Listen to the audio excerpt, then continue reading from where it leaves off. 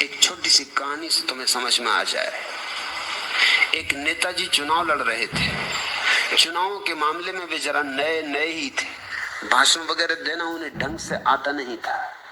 चुनावी दौरे के समय उनके मित्र ने उनसे कहा कि भाई ऐसे भी क्या शर्माते हो, अरे नेता होकर शर्म करते हो। वे बोले कि भाई मैं जरा इस क्षेत्र में नया नया हूं और भाषण देने की कला मुझे आती भी नहीं कि कैसे भाषण देना चाहिए। मित्र महोदय हंसे और बोले अरे भाषण देना भी कोई कला है, बस बात में से बात निकालते जाओ, यही तो भाषण का राज।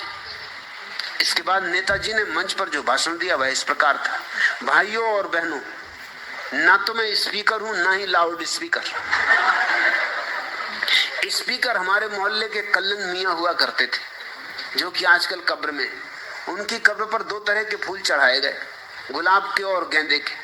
और आप जानते ही होंगे कि गुलाब से ही गुलकंद बनता है और गुलकंद ही सारी बीमारियों की जड़ है। और जड़ों में सबसे लंबी जड़ खरबूजे की होती है। और आपको पता ही होगा कि एक खरबूजे को देखकर दूसरा खरबूजा रंग बदलता है।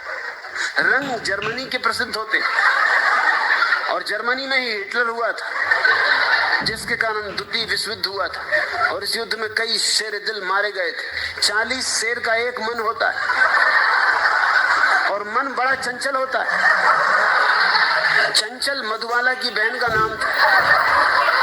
मधुबाला वही जिसे दिल का दौरा पड़ा था। दिल एक मंदिर है और इस मंदिर के सामने से कई प्राणी गुजरते, जिनमें कई कुत्ते भी होते। और आपको पता ही होगा कुत्ते की दुम हमेशा तिरछी होती।